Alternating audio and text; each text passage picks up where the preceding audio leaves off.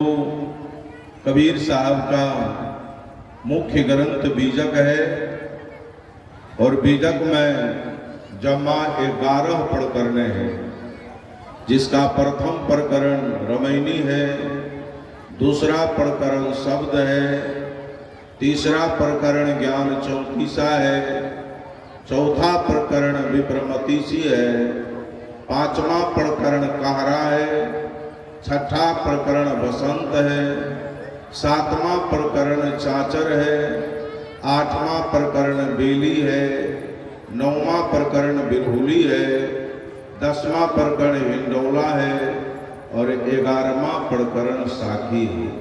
11 प्रकरण में बीजक को बांटा गया है। आज मैं आप लोग के बीच शब्द प्रकरण का 9वां शब्द रख रहा हूं। बहुत महत्वपूर्ण शब्द है। साहब कहते हैं कि संतो बोले ते जग मारे, संतो बोले ते जग मारे, अन बोले ते कैसक बने, शब्द ही कोई न विचारे।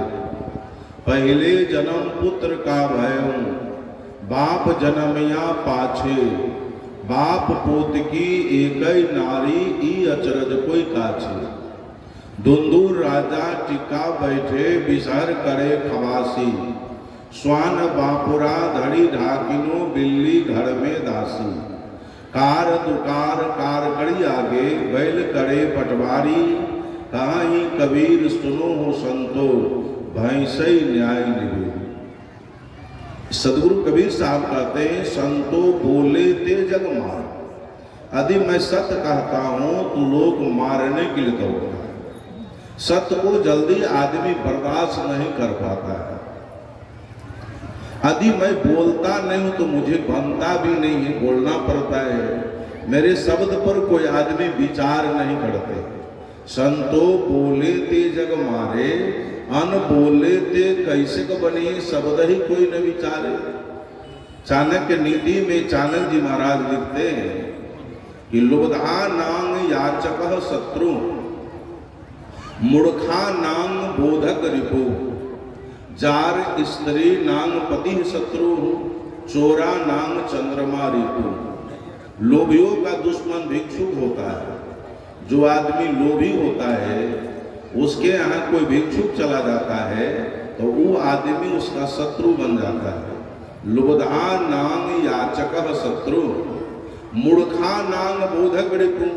मूर्खों का शत्रु समझाने वाला होता है। मूर्ख आदमी को बढ़िया बात आप समझाइए तो कहेगा ये हमको समझाने वाला हो गया, हमको समझाने चला है। मूर्खों का शत्रु समझाने वाला होता है। जार स्त्री नांग पति शत्रु, अपने पति के रहते हुए अन्य पुरुषों के साथ समागम करने वाले स्त्री का शत्रु पति होता है। जो स्त्री पराये पुरुष के साथ फंसी हुई है अपना पति उसका शत्रु बन जाता है। जार स्त्री नांग पति शत्रु, चोरा नांग चंद्रमा रिपु। चोरों का शत्रु चंद्रमा होता है। चंद्रमा सबके लिए ठीक होता है लेकिन चोर के लिए खराब होता है। चोर कभी चंद्रमा को पसंद नहीं करता। इसलिए सदगुरु कबीर को कहना पड़ा कि संतो बोले ते जग मारे, अन बोले ते कैसे को बनी, शब्द ही कोई नहीं विचारे। शब्द आए कैसा? तो पहले जन्म पुत्र का भयऊं, आ बाप जन्मिया पाछे, आ बाप पुत्र की एकई नारी, ई अचरज कोई काछे। समाज में पहले बाप होता है कि पहले बेटा होता है? सब आदमी कहेंगे नहीं साहब, पहले बाप होता है तब बेटा होता है। जब तक बाप नहीं होगा तो बेटा नहीं हो सकता है। लेकिन कबीर साहब कहते हैं नहीं, साहब कहते हैं पहले बेटा होता है तब बाप होता है। किसी आदमी की शादी हो गई और 10 बरस से पत्नी बस रही है, एको को बाल बच्चा नहीं हुआ है, तो वो आदमी बाप होगा? जीवन बीत जाएगा, यदि बाल बच्चा पैदा नहीं होगा तो बाप हो ही नहीं सकता। बेटा के माह में बाप छिपा रहता है। बेटा होता है तब बाप होता है, बेटा नहीं होगा तो बाप हो ही नहीं सकता है। इसलिए वेदांत भी कहता है, वेदांत का सूत्र है, वेदांत कहता है कि आत्मा विद्वेग एवाग्र आसीनानित किंचन मीसत मनोदृश्य मीदंग द्वैतंग यत्किंची चराचरम मनसो हमनी भावे द्वैतंग नैवो पलभयते न जन्मनः प्राकः पितरो न पुत्रं मृत्युंतरम न स्त्री स्वीया विवाहात् पाक तस्मात् न ममता व्यर्था विकृते गिरिभूषादि नष्टे दुखं न जायते अविकृते तु जायत ममता तत्र कारणम आगंतुक चेदिहा ज्ञान अनमक स्पर्श जयते पूरे मानागतो भो नस्य चित्र का प्रमाण। इसका अर्थ होता है कि सृष्टि से पहले आत्मा ही थी। कबीर साहब के दर्शन के अनुसार ये सृष्टि अनादि है, इस सृष्टि का रचने वाला कोई नहीं है। कि कब से ये सृष्टि है किसी को आता पता नहीं है। बौसधा को आदि कुमारी कहा है। बौसधा काहू के न भई हो बलिदानी। ये बौसधा आदि कुमारी है। कोई ऐसे उम्र दराज आदमी संसार में पैदा नहीं लिए जो बौसधा के साथ साथ रहे। कितने लोग आए, कितने लोग चले गए, इसका कोई ठिकान नहीं है। लेकिन वेदांत कहता है कि सृष्टि से पहले आत्मा ही था।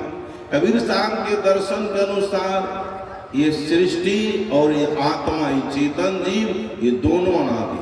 लेकिन वेदांत कहता है सृष्टि से पहले आत्मा ही था। क्रियायुक्त कोई पदार्थ नहीं थे। जो कुछ चराचर प्राणी सहित जगत है वो सब मन का दृश्य है।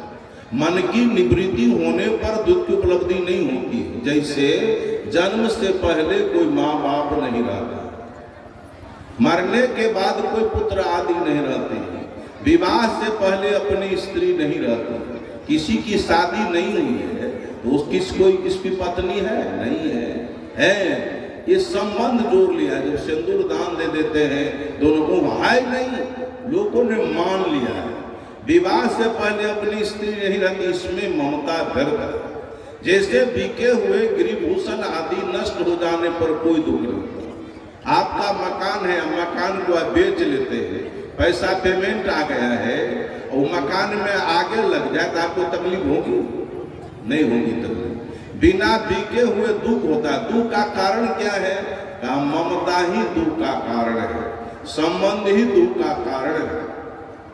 तो यहाँ सदगुरु कबीर साहब कहते हैं कि पहले जन्म पुत्र का भय, पहले जन्म बेटा का होता है तब बाप का जन्म। बेटा नहीं होगा तब बाप हो ही नहीं सकता है। बाप जन्मिया पाछे, अब बाप पुत की एक ही नारी ई अचरज कोई काछे। जो ही नारी बाप का वही बेटा का। नारी जाति है, उसी नारी जाति से बाप भी संबंध करते हैं और उसी नारी जाति से बेटा भी संबंध करते हैं। वो नारी किसी की बहन है, किसी की माँ है, किसी की पुतौ है, किसी की पत्नी है, किसी की बेटी। नारी जाति एक है, लेकिन यहाँ पर वो नारी अनेकों रूप में बट रही है। सदगुरु कबीर साहब कहते हैं यदि नारी जाति का सुधार हो जाए तो विश्व का कल्याण हो जाए। अभी आपके देश के राष्ट्रपति कौन है? नारी है ना, मुर्मू देवी नारी है। अभी नेपाल में भी देखते हैं, वहां इससे पहले राष्ट्रपति थी नारी। ये नारी जाति, नारी को आरक्षण मिला। कहीं भी देखेगा, अब बस में चढ़िए ना तो आगे में महिला सीट लिखा रहता है। अब बस में जब ये प्रवेश करेंगे तो कंडक्टर आपको कहेगा सब महिला सीट छोड़ करके आप बैठे। आप बैठ जाइएगा, कहीं महिला आएगी तो आपको उठना पड़ेगा। महिला किसी के सीट पर बैठ सकती है, लेकिन महिला की सीट पर आप नहीं बैठ सकते। इतना आरक्षण मिला है। कहीं हॉस्पिटल में जाइए, किसी भी घर में, किसी के घर में महिला जा सकती है बेधड़क, लेकिन पुरुष को मना है। पुरुष किसके यहाँ जा सकता है? नहीं जा सकता। महिला जा सकती है, महिला को कोनो रोक टोक नहीं है। इसलिए नारी को जगत जननी कहा गया। ये जगत जननी, नारी का निंदा कबीर साहब ने नहीं किया है। कौन आदमी कहता है कबीर साहब ने नारी को निंदा किया है? साहब ने कहा नारी निंदा मत करो, नारी निंदनीय नहीं होती है। नारी निंदा मत करो, नारी नर की खान। नारी से नर होते हैं ध्रुव प्रहलाद समान। बड़े बड़े ऋषि महर्षि संत महात्मा उसी नारी से पैदा लेता है। वो नारी को कबीर साहब ने स्तुति वंदना प्रार्थना किया है, लेकिन समय पाकर कबीर साहब ने नारी को निंदा भी किया है। कौन नारी को निंदा किया है कबीर साहब? कहा नारी निंदा सब करो, नारी निंदनीय होती है। नारी नर की खान, नारी से नर होत है रावण कंस शैतान। उसी नारी से रावण का जन्म हुआ, कंस का जन्म हुआ। लबरा लुच्चा आवारा गुंडा क्रिमिनल चोर चार उसी नारी से पैदा लेता है। वो नारी को कबीर साहब ने शिकायत किया। अच्छा बच्चा कैसे पैदा लेगा? इसके लिए जो गर्भवती माँ है उसको सत्संग में आना चाहिए, संतों की वाणी को सुनना चाहिए। आने वाला पीढ़ी आपका सत्संगी हो। महापुरुषों से प्रश्न किया गया कि बच्चा को शिक्षा कब देना चाहिए? महापुरुषों ने उत्तर में कहा कि जन्म से 20 वर्ष पहले। बच्चा पैदा नहीं लिया, अब 20 वर्ष पहले कैसे उसको शिक्षा देंगे? 20 वर्ष पहले माँ चरित्रवती हो, पिता चरित्रवान हो, तो आने वाला पीढ़ी आपको चरित्रवती होगी और चरित्रवान होगी। इसका बहुतों प्रमाण है ग्रंथ शास्त्र में। भारतीय संस्कृति में 2 महाकाव्य है, रामायण और महाभारत। महाभारत में प्रमाण आता है अभिमन्यु माँ के पेट में था। अभिमन्यु का माँ का नाम था सुभद्रा, पिता का नाम था अर्जुन। एक दिन अर्जुन सुभद्रा को चक्रव्यूह के लड़ाई के संबंध में सुना रहा, जिसमें 7 फाटक तक की कहानी थी, जिसमें 6 फाटक तो सुभद्रा सुनती है और 7वां फाटक की बात जब होने लगी तो सुभद्रा को नींद आ गई। माँ जब सो जाती है तब पेट के अंदर बच्चा भी सो जाता है। माँ भोजन करती है तब पेट के अंदर बच्चा भोजन करता है। गर्भवती माँ को उपवास नहीं रहना चाहिए। माँ तो उपवास रह जाएगी, लेकिन पेट के अंदर जो बच्चा हो तो उपवास नहीं रह पाएगा। पेट के अंदर बच्चा है या माँ खाती है चूल्ही की माटी। चूल्ही की माटी खाने का चीज है। चूल्ही को माटी को माँ पचा लेगी, लेकिन बच्चा तो नहीं पचा पाएगा। पेट के अंदर बच्चा है या माँ पीती है बीड़ी, चिना बोली केला है, बच्चा को धोखे नाम दे रही है। बीड़ी को तो माँ पचा लेगी, लेकिन बच्चा तो नहीं पचा पाएगा। नेपाल के कवि हुए, 10 क्लास की कोर्ट में पढ़ाई होती है, आज भी पढ़ाई हो रही है। अब मेरे समय में भी वो शीर्षक था।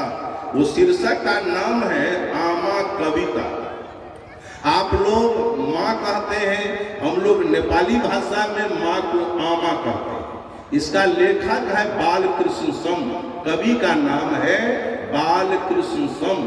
वो लिखते हैं, नेपाली भाषा में कविता उद्धृत है कि जिंदगी वंशा आमा ले खाए को घास घास माँ सिरजाना मूल हुन आमा श्रेष्ठा कृति हासु। बच्चा की जो जिंदगी बनती है, माँ जो घास घास में, वो घास कहते हैं कोर, कोड़े कोड़े जो माँ भोजन करती है उसी से उसकी जिंदगी बनती है। जिंदगी वंशा आमा ले खाए को घास घास माँ सिरजना मूल हुन आमा श्रेष्ठा कृति हासु। माँ को सिरजना मूल कहा गया है, सबका जन्म देने वाली माँ है। वेद के ऋषि भी कहते हैं मातृदेवो भव, पितृदेवो भव, आचार्य देवो भव, अतिथि देवो भव। विवेकानंद ने 2 देवता और बढ़ाया।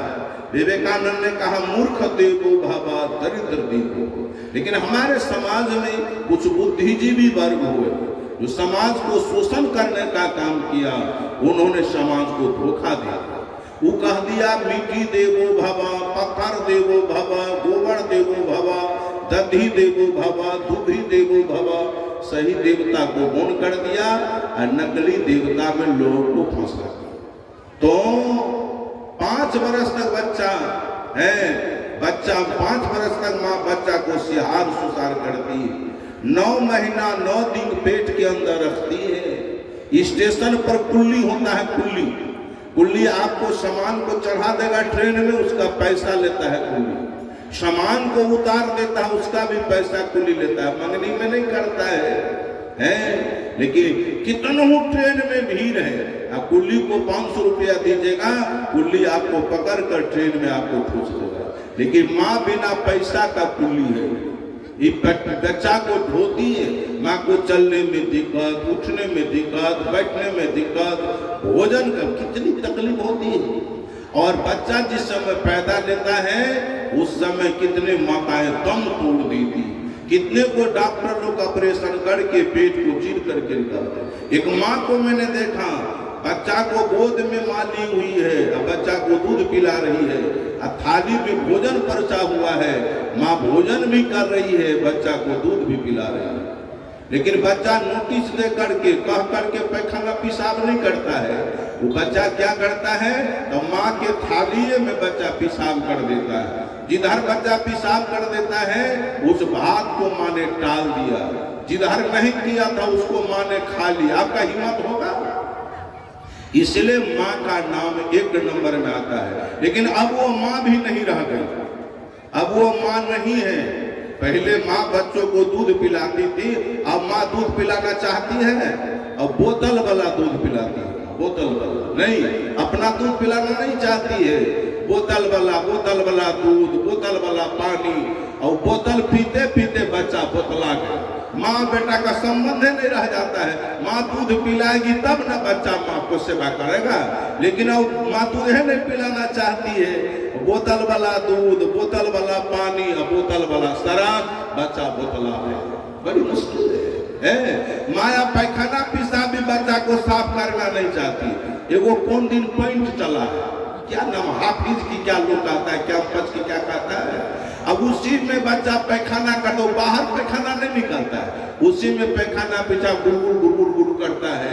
माँ बच्चा को पेशाब पैखाना साफ करना नहीं चाहती है, इसलिए बच्चा भी अब माँ को सेवा करना नहीं चाहता, वो माँ नहीं है। आप जगत जननी है।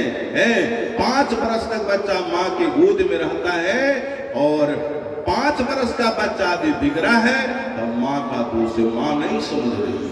7वां फाटक की बात अब सुभद्रा नहीं सुन पाई। समय पा करके अभिमन्यु का जन्म हुआ, अभिमन्यु जवान हो जाता है, अभिमन्यु की शादी हो जाती है, चक्रव्यूह लड़ने का समय आता है। उसमें चक्रव्यूह अर्जुन ही केवल जानता, अर्जुन बाहर चला गया था, चारों भाई घबरा गए कि बड़ी मुश्किल है, हम लोग को तो मालूम नहीं है।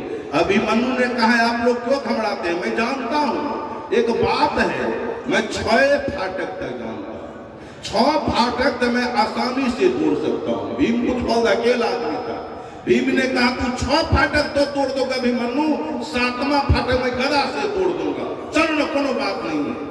लड़ाई हुई, लेकिन कौरव दल ने छल कपट से बेईमानी करके बड़गला करके अभिमन्यु को मार दिया। अभी चक्रव्यूह के लड़ा अभिमन्यु क्यों मारा गया, आप उत्तर में कह सकते हैं माँ को सुनने में भूल हो।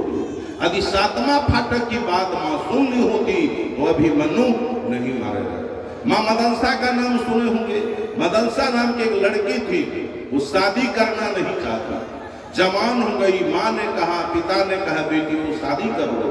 शादी करने के बाद बेटी मान मर्यादा के साथ रहती, बेटी तू शादी कर लो। मदनसा कहती मैं शादी नहीं करूँ। लेकिन पूरे समाज के लोग दरवाजे पर बैठ गए कि मदनसा जवान हो गई है, कहीं नहीं उसको शादी करते हैं। उनके पिताजी ने कहा, माँ ने कहा कि नहीं मदनसा नहीं मान रही, शादी करना नहीं चाहती। पूरे समाज के लोग उसको समझाने लगे, कहा बेटी तू समाज की बेटी हो, बेटी तू शादी कर लो।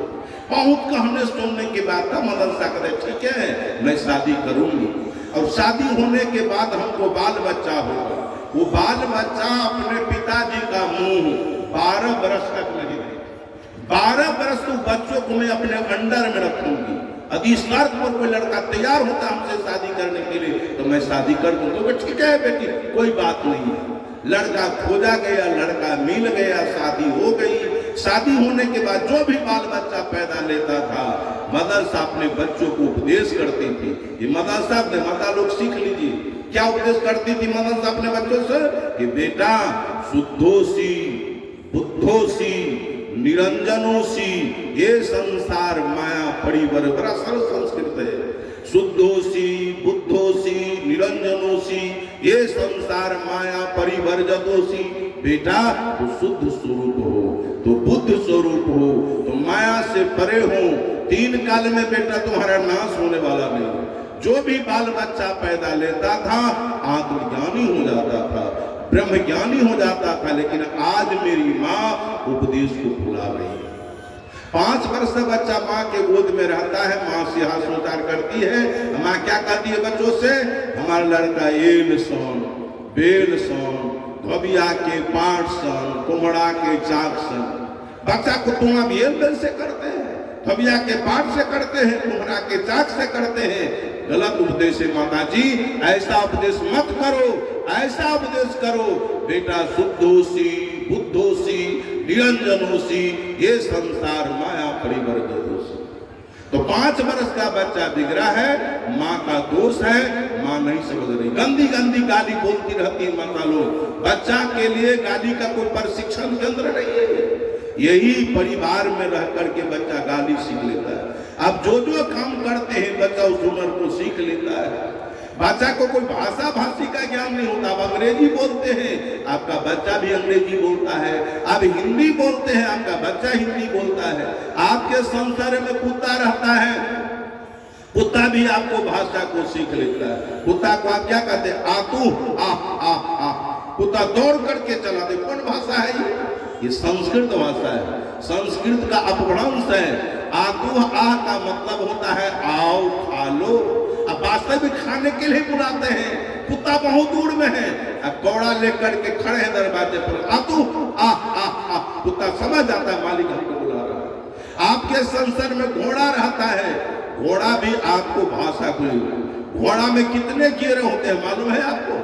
अभी सब गाड़ी चलाते हैं, मोटर चलाते हैं, बस चलाते हैं, जीप चलाते हैं, मोटरसाइकिल चलाते हैं। मुझे तो जानकारी नहीं है, लेकिन ड्राइवर लोग कहते हैं गियर तोड़ो, गियर लगाओ, 3 गियर 4 गियर ऐसे कहते रहते हैं। लेकिन घोड़ा में 100 गियर होते हैं, बशर्ते उसको चाल को सिखाना पड़ता है। महापुरुषों से सहसा घोड़ा है आपका, भटिया घोड़ा है। घोड़ा आपको, घोड़ा को चाल नहीं सिखाइएगा तो घोड़ा आपको लोथ हो जाएगा, चलवे नहीं करेगा घोड़ा।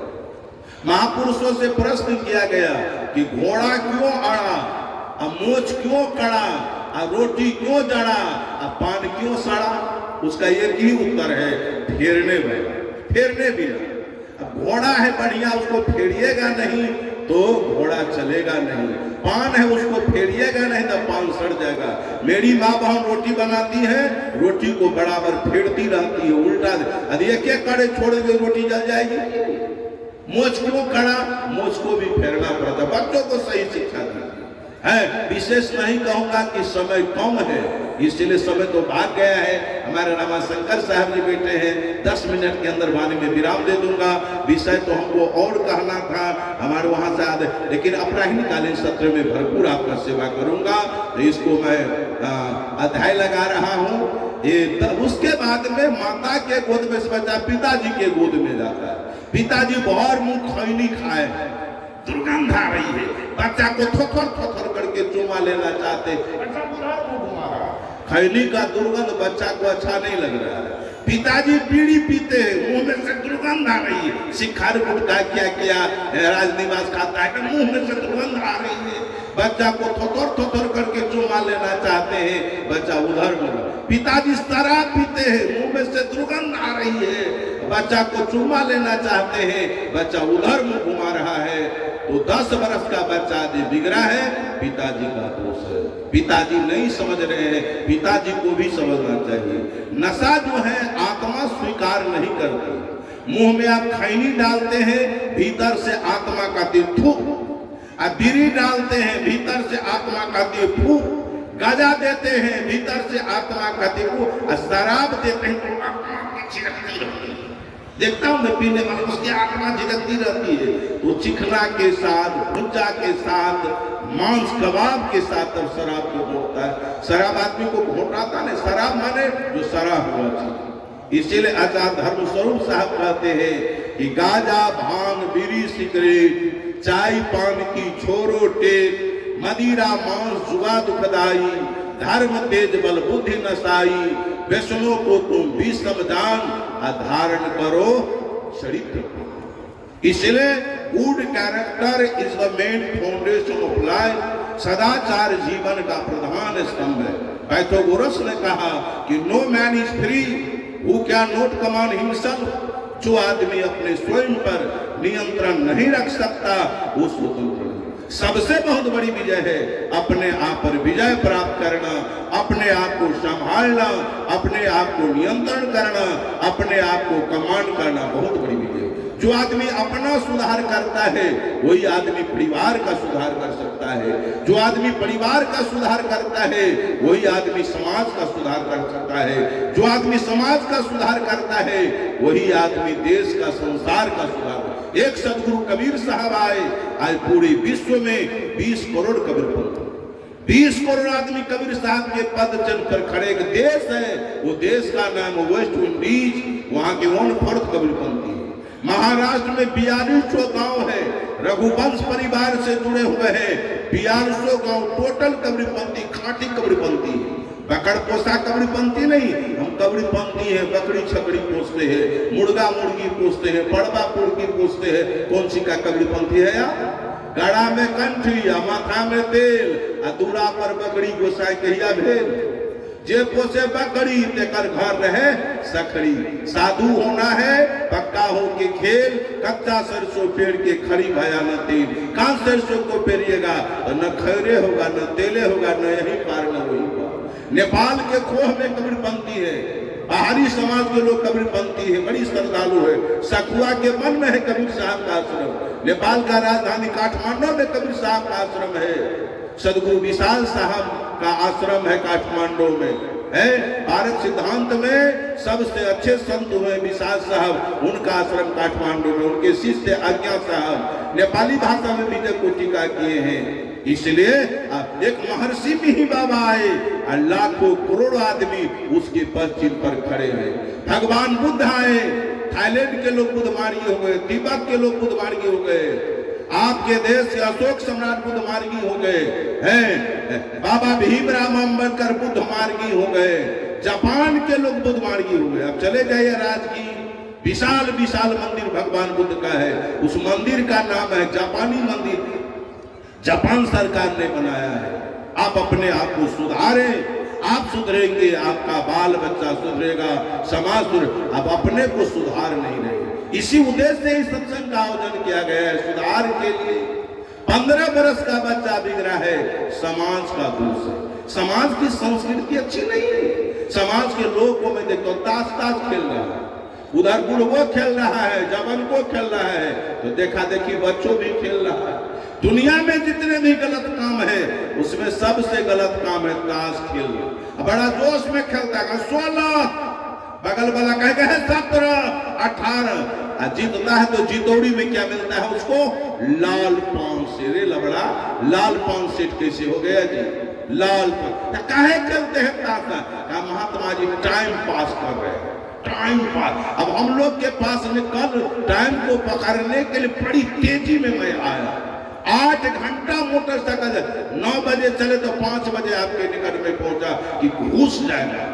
दिसंबर में प्रोग्राम लिया है। इस कार्यक्रम को पकड़ने के टाइम का बहुत बड़ा महत्व है। का वर्षा जो कृषि सुखानी, अंग्रेजी में उसको कहा गया है आफ्टर डेट डॉक्टर। रोगी मर जाएगा तो डॉक्टर करके किसको इलाज करेगा? इसलिए आरी चुकल गिरहत, दाढ़ी चुकल बानर, अपंगत का चुकल साधु वो कहीं का नहीं होता है। न घर का होता है न घाट का होता है। समय का ख्याल करना चाहिए। आप अपने आप को सुधार। तो 15 वर्ष का बच्चा बिगड़ा है, समाज का दोष। 20 वर्ष का बच्चा बिगड़ा है, आपकी देश की संस्कृति अच्छी नहीं है। ये भारत देश सबसे बड़ा महान देश है। ये धर्म प्रधान देश कहा गया, ऋषि महर्षि का देश है। अब मैं नेपाल से आता हूँ, नेपाल को भी भारत से समूह मैं वीजा बना करके आप देश में नहीं आया, कोई रोक टोक हमको नहीं करता है। जब ये जाता पुलिस भी देखता है तो जय महात्मा जी सत्संग में जा रहे हैं, हमको झोला उला भी नहीं चेक करता है। आप भारत के लोग नेपाल में, नेपाल नाम क्यों पड़ा? वहाँ एक ने नाम के मुनि हुए और ने नाम के मुनि ने वो पाल टांग दिया, पाल के नीचे बैठ करके ध्यान साधना भजन किया, सत्संग किया, तो ने नाम के मुनि पर देश का नाम पड़ा नेपाल। भारत का भारत नाम क्यों पड़ा? कौन भारत? कौन राम लक्ष्मण भरत भरत नहीं, वो भरत नहीं, जड़ भरत वो भरत नहीं। छोटे छोटे बच्चे लोग पढ़ते हैं, राजा दुष्यंत का बेटा था भरत, और स्वाभिमान पुरुष हुए, उनके नाम पर देश का नाम पड़ा भारत। इसलिए भारत सब, इसलिए भारत माता का देश, लेकिन ऋषि महर्षि का देश है। पहले जमाना था जो गुरुकुल हुआ करता था, गुरुकुल में लोग जाते थे, गुरुजी पढ़ाते थे कि राम नाम लड्डू, गोपाल नाम घी, हरि नाम मिश्री, घोड़ घोड़ पे। पढ़ाई गलत हो गई। आज पढ़ाई हो रही है राम नाम मुर्गी, गोपाल नाम टी, हरि नाम अंडा, अब फोड़ फोड़ पी। पढ़ाई गलत हो गई है। राम नाम सरकार लोन देती है, मुर्गा फार्म खोलिए, माछ पालन कीजिए, बकरी पालन कीजिए, शुगर पर सरकार लोन देती, जितना लोन लीजिए लोन की स्वीकृति हो जाएगी। राम नाम, गोपाल नाम टी, टी माने चाय, ये अंग्रेजी में टी कहते हैं। अंग्रेज का दिन विलासिता जीवन का प्रतीक है। अंग्रेज आपके देश में बहुत दिन तक शासन किया, अंग्रेज तो चला गया, लेकिन चाय छोड़ करके चला गया। राम नाम मुर्गी, गोपाल नाम टी, हरि नाम अंडा। चौक चौराहा पर मुर्गी अंडा बिक रहा है। लबड़ा को घोटाता कैसे है?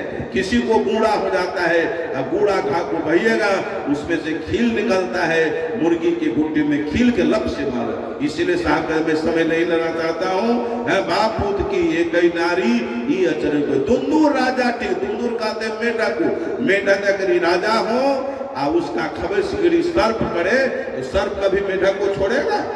सर्प कहते हैं टेढ़ी मेढ़ी चाल चलने वाला को, सत्य की चाल छोड़ा करके असत्य की चाल में देने वाला, समाज के अंदर बीखे भी उगलने वाला, वही खबिसगिरी कर रहा है। अशुद्ध बुद्ध राजा बना हुआ है। विसर करे खवासी, स्वान बापुरा, स्वान माने कुत्ता, कुत्ता अपने गुप्ता को अपने पूंछ से ढक नहीं सकता, लेकिन संसार को भूख भूख करके ढकना चाहता है। स्वान बापुरा धरी ढाके लो, बिल्ली घर में दासी, जिस घर में बिल्ली यदि दासी हो तो बढ़िया दूध दही लोग खा पाएगा। पहले बिल्ली, सरकार ऊपर केंद्र सरकार भेजती है, लेकिन जिसको हम चुन करके यहाँ से भेजते हैं बिचौलिया परोसने वाला, यही लबड़ा चट कर जाता है। सरकार तो भेजती है, लेकिन पहले 5,000 सभी जगह घूसपेट चल रहा है, उसके बिना आपको काम ही नहीं चलता है।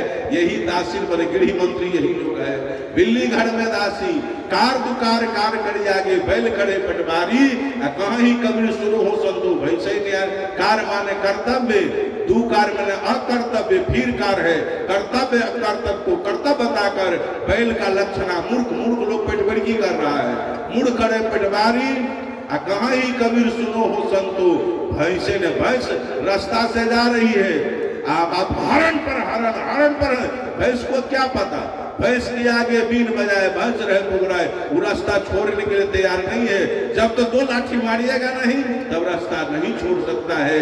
तो बड़ा अच्छा कार्यक्रम आप लोग किए हैं कबीर विचार मंच की तरफ से। सदगुरु सबको कल्याण करे। ये कार्यक्रम का दूसरा दिन का पहला सत्र में मैं भाग लिया हूँ। ये प्रातःकालीन सबसे अच्छा सत्र माना जाता है, और अपराह्नकालीन सत्र में आप लोग भरपूर संख्या में आकर के भरपूर लाभ उठाएंगे। अभी इस सत्र में इन्हीं चंद शब्दों के साथ देना चाहता हूं विराम अपने बातों में। धन्यवाद। साई सादर अभिवादन संत श्री उमा साहेब जी।